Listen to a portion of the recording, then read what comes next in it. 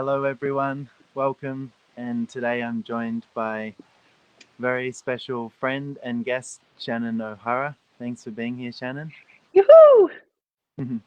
And today we're talking a little bit about Wild Thing, and this came about from a lot of you would have watched the documentary with David Attenborough, A Life on Our Planet, and one of the things that really struck me, like from that documentary, was this place of where the wildlife and the plants and the animals, the sort of the bit of the earth that has been left untouched has been like really reduced, and um, really wanted to look at, well, like what can we actually contribute to having something different with that, because it's like for me when I see things like animals becoming extinct or endangered, or it's like it just gives me this place where I'm like, I would really like to have something different Yeah, here. yeah, And so yeah, it's sort of like a conversation about that, but also really looking at like what what can we be and what can we do, like to have a different possibility, because it's very easy to go to the doom and the gloom with all of this stuff, but it's like there's also there's also something I think that the earth is really inviting us to, that yeah, is different, because yeah. yeah. So one of the things that I've been really aware of recently that's really been great in a very unexpected way is this. I like if you look at it like we as people, like we're mammals, we have animal bodies. However, we've gotten so far away from nature in the way that we think. And we're the only animals on the planet that have the ability to think. And instead of using that for the generation of magic and like the amazing things that intelligence can create, it oftentimes turns into this really toxic thing that we do to ourselves directly and then to the world around us. And we oftentimes think that like behaving like an animal or functioning like an animal is a lesser or a more diminished way to function, and that the animals are beneath us. And what I've learned as I've gotten more conscious, what I really get is like animals can't lie and they can't be crazy, otherwise they die. So, and they also can't be unaware, otherwise they die. Yet we as people get away with all three of those things tremendously, but but the earth and we in our lives pay a heavy price for that. And is that working for you? And so if you look at like I've always loved animals, but I used to be like way too how do I put it, not peaceful. And so animals would freak out around me. Like there wasn't like a lot of like ease for animals around me. And I noticed that, and like they'd like start running away or they'd start barking. And I knew that I was having some impact, but I couldn't tell what I was being that was creating that until I chose more consciousness and started recognizing that it was the space in my head or the lack of space in my head that was having a massive impact on the natural world around me. And it's so important to know that it's our consciousness that's going to make the biggest difference. And then the things that we do and the actions we take and the choices we make beyond that. Yeah, I love that. And I know that you're at Susie Godsey's house at the moment, so Yeah. great that you're talking about animals. And Susie's going to be one of the guests as well, so I'm sure she'll have a lot to say on that topic. And yeah, I mean, one of the things that you mentioned was, this place of the thinking, and, how it's like so many of us as well have made that like a wrongness because of the destruction that we see that it creates, like you were saying, in our lives and, in the lives of others around us. And, Gary Douglas, the founder of Access Consciousness, talks about it being like one of the greatest toxic wastes on planet Earth, Right. is recycling really going to create something different? But it's like, so, what actually will create something different, and what can create something different? But yeah. Well, I think we gravely underestimate the impact of our like points of view in our headspace. And that's the thing. What I love that you've called this thing that you're creating wild thing, because it's like the will, like when you say wild, like where do most people go with that? Some people are super inspired, but a lot of people are afraid of the wild at this point. And we've lost our ability to deal with nature, and we retreat into these artificially created environments that, don't get me wrong, I love air conditioning and I love heating and I love modern conveniences, but losing the ability to interface with nature is not something that I particularly want. So just now we were walking down the road here, and there's some dogs that live on their property next door, and I love it because there's like the fence, there's like so much gap on the fence that they could just come out onto the road. And they came out, we were walking down the street and they came out, and at first they were like chilled out, and then like as soon as we put our attention on them, they like started growling and barking. And this whole like scenario like flashed before my eyes. I was like, do we pay attention to them? Do we just keep walking? Where do we go with this? But I realized the dogs were sort of like, I knew because I was willing to listen to them. They just wanted us to keep moving. But what had happened was we stopped walking and faced them, because we thought we were being friendly and we should pay attention to the dogs. But mostly they just wanted us to keep going. And so as soon as we started walking, they stopped barking. And it's that ability to listen to the animals that I actually think is of tremendous value. And if we start making animals below us, we've lost one of our greatest powers, which is the connection to the earth. Yeah.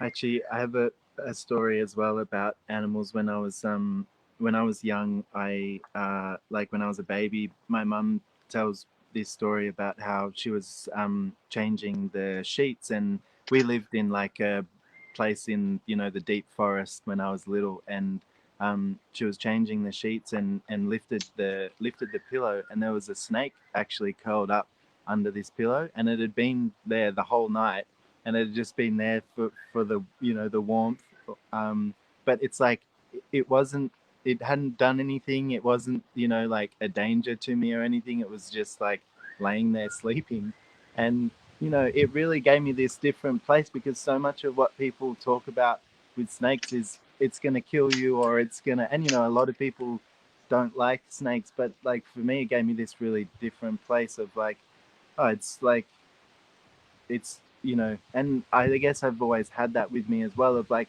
the animals are not here to like harm us, and like if you get in its way or if you do something, it will protect itself and do whatever it can too.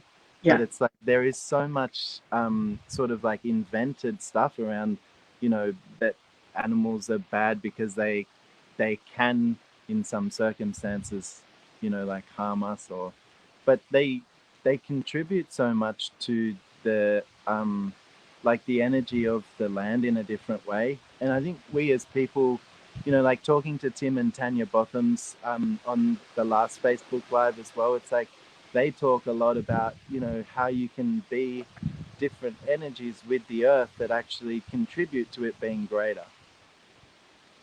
And that's something I guess maybe is like, I would really like to see us embracing that side of us, and that would be to me the wild thing in all of us. Interesting. So how do people embrace the wild thing? Well, I think it's like, if you look at like how many of you have some place within you where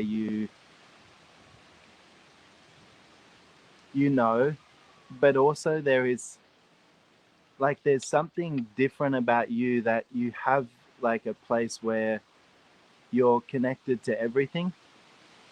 And it's like, how much time do we spend denying that rather than like actually allowing that? Yeah. Yeah. So that's an awesome first step. I mean, recognizing, like, not rejecting the connection with everything. And I mean, and that's why animals can sense so much more than us, because they're interconnected. They haven't separated from the interconnection of energy. And we're not really separated from the interconnection of energy either. We just pretend we are. And that pretense is what takes us away from nature.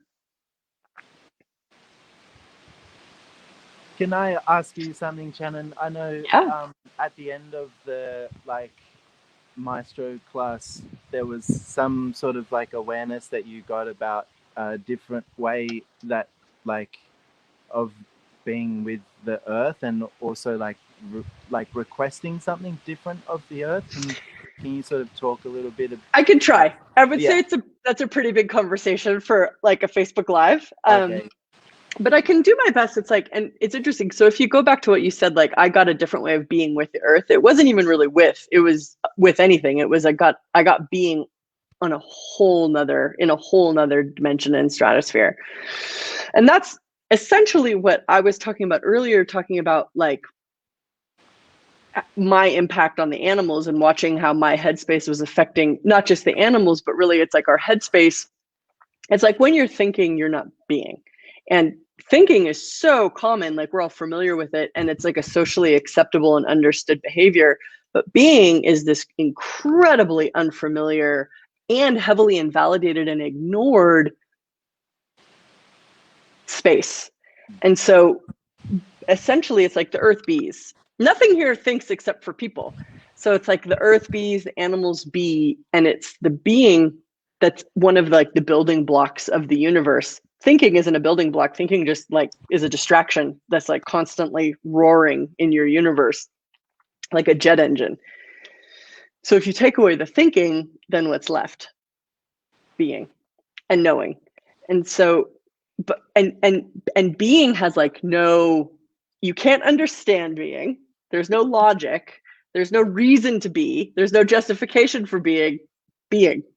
And so it's this it can be extremely awkward to value it or even want it because it so totally doesn't fit into this. It so doesn't fit into the human reality, but it is what the rest of the world is.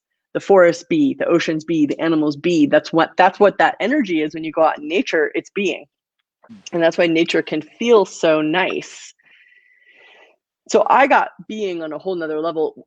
But what occurred in addition to getting being on a whole other level was I got rid of a whole other level and layer of this distracting doubt and like need to understand or to think or justify, which is really very freeing. yeah. It's funny that you talk about the sort of logic and stuff as well. I've been watching Star Trek, and they've got these. There's this one like species of people called Vulcans, and their their whole sort of philosophy is logic. But some of the Vulcans start to kind of like change the way that they function because they see that like logic can't really like create everything, and they see that like there's this access to kind of like the, I guess, like the magic and everything that like logic doesn't really give you. And yeah, it's been interesting to watch the change on that and level. But and logic has its place for sure. yeah, And if you look to nature and if you look to the wild, there is a harmony and a balance that exists there that doesn't have a logic. It is something different. And it's